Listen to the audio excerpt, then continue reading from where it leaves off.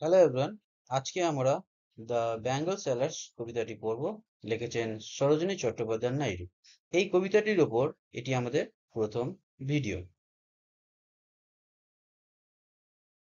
এটি সরোজিনী নাইডুর ছবি, আমি দেখি না।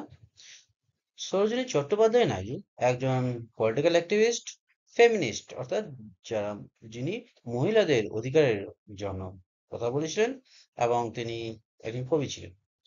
তিনি প্রথম ভারতীয় মহিলা যিনি ভারতীয় জাতীয় কংগ্রেসের সভাপতি হয়েছিলেন, এবং স্বাধীনতার পর ভারতের একটি স্টেটের গভর্নর হয়েছিলেন।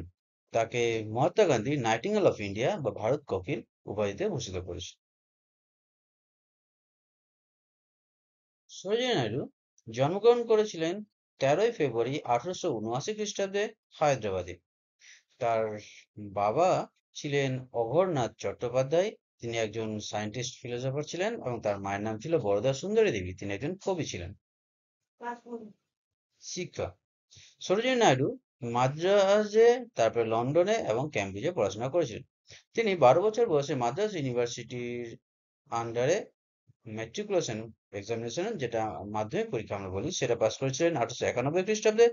এবং তিনি এই মাদ্রাজ প্রেসিডেন্সির মধ্যে প্রথম হন মাধ্যমিকে। তারপর 1895 থেকে 1898 খ্রিস্টাব্দ পর্যন্ত তিনি ইংল্যান্ডের কিংস কলেজ এ পড়াশোনা করেন, এবং তারপর গার্টন কলেজ ক্যামব্রিজ এর আন্ডারে পড়াশোনা করেন হায়দ্রাবাদের নিজামের স্কলারশিপ নিয়ে।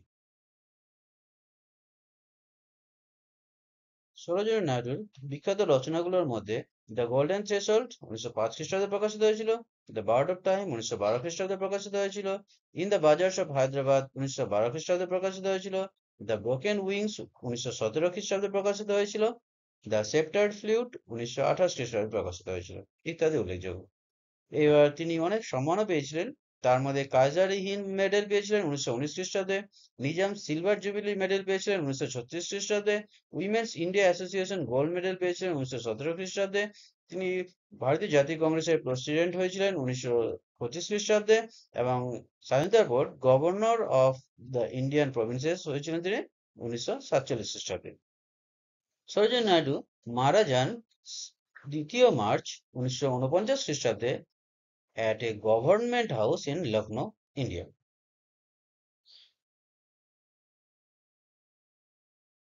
লেখিকা সম্বন্ধে আমাদের আলোচনা এখানেই শেষ হলো। এর পরবর্তী ভিডিওতে আমরা কবিতা সম্বন্ধে জানব।